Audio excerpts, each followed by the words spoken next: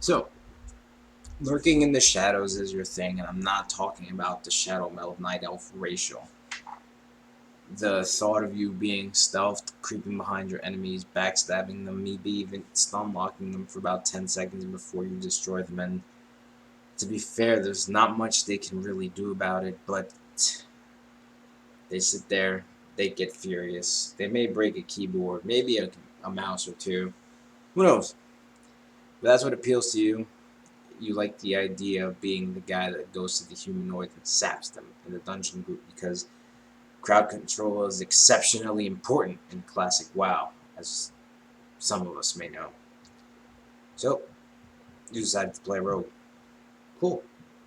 Uh, However, I'd like to give you guys some tips before playing a rogue. I want to ensure that your leveling is as smooth and as easy as possible. This was the first class I had ever leveled to 70 in Burning Crusade. There was a little bit of changes here and there from Classic. I did play it a little bit in the private servers, and to be fair, it was a tough class for me because it just for some reason the Rogue and I didn't click. But I did pick up a couple things, and I did get better, and I did learn. And now, hopefully, I can share the knowledge so you guys don't make the same mistakes that I did. So what we're looking at here is the talent trees. These are the points you're going to want to invest in if you want to level the quickest way as a rogue. So we're looking at combat weapons. It makes your chances to hit with melees and crit a lot more often. Improves sprint. Dual wielding specializations increases damage by offhand weapon. Blade Fury increases your attack speed by 20% plus more. Increases your damage and your skill with sword, fists, and daggers. Adrenaline rush. All this good stuff to increase your damage makes your attack speed go faster and your crit go up and your damage just insane. So for leveling, this is what you want to go for. This is the absolute best.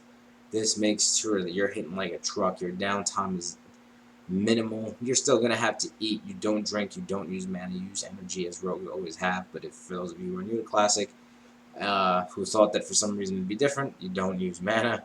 You're just gonna be good with food, and evasion is gonna be your best friend. And you're still gonna have to buy poisons, vanishing powder. You're gonna get your poison skills leveled up, increasing your lock picking skills by looting lock boxes from pickpocketing mobs and leveling them up, and will increase your leveling skills, and they increase the chance of you getting materials for poisons and whatnot. This may seem like a lot to grasp, but I promise you, as you level, it starts to make a lot more sense. It's a lot to grasp right now.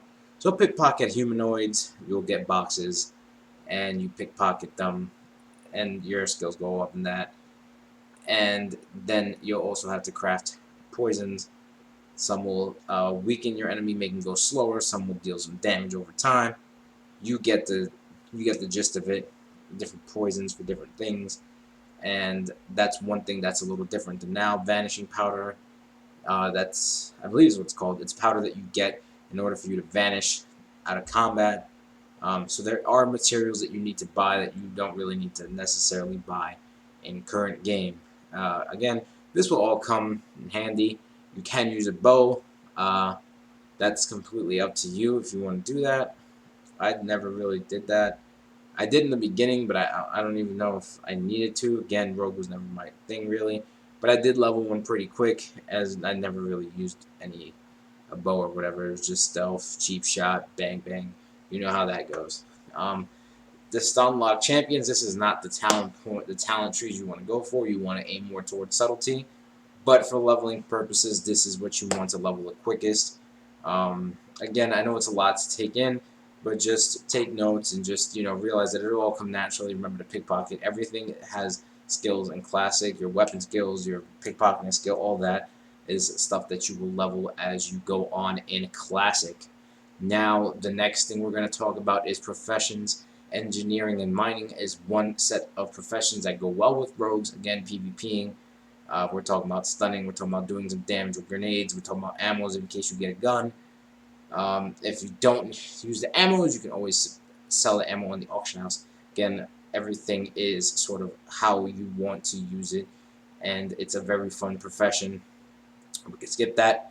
We can go to skinning and leatherworking. Skin the beast that you slay. Use their leather for hide. Use it for reinforced armor.